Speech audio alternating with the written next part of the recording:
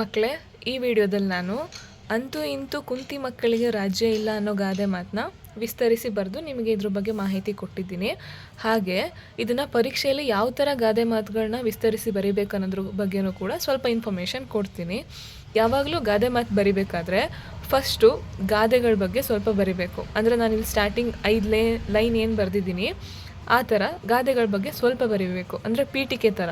ನಂತರ ಮಧ್ಯಭಾಗದಲ್ಲಿ ಏನು ಬರೀಬೇಕು ಅಂತಂದರೆ, ಈಗ ಅಂತೂ ಇಂತೂ ಕುಂತಿ ಮಕ್ಕಳಿಗೆ ರಾಜ್ಯ ಇಲ್ಲ ಅನ್ನೋ ಗಾದೆ ಇದೆ. ಇಲ್ಲಿ ಕುಂತಿ ಮಕ್ಕಳು ಅಂತ ಯಾಕೆ ಯೂಸ್ ಮಾಡಿಕೊಂಡ್ರು, ಅಂದರೆ ಈ ಗಾದೆಗೆ ಹಿನ್ನೆಲೆ ಏನು, ಅದನ್ನೇ ಯಾಕೆ ಪರ್ಟಿಕ್ಯುಲರ್ ಯೂಸ್ ಮಾಡಿಕೊಂಡ್ರು ಅನ್ನೋದಕ್ಕೆ ಒಂದು ಸ್ವಲ್ಪ ಬರೀಬೇಕು.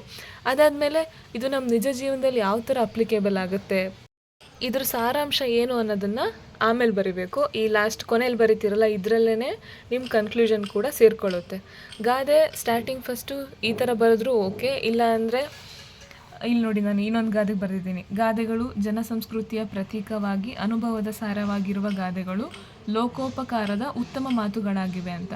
ಅಂದರೆ ಈ ಥರ 1-2 ಲೈನ್ ಆದರೂ ಸಾಕು, ನೀವು ಗಾದೆಗಳ ಬಗ್ಗೆ ಬರಿಬೋದು. ಇಲ್ಲಾಂದರೆ ವೇದ ಸುಳ್ಳಾದರೂ ಗಾದೆ ಸುಳ್ಳಾಗದು ಅನ್ನೋ ಗಾದೆ ಮಾತಿದೆ, ಆ ಥರ ಏನಾದರೂ ತೊಗೊಂಡು ಪೀಠಿಕೆನ ನೀವು ಮೊದಲು ಬರಿಬೇಕು.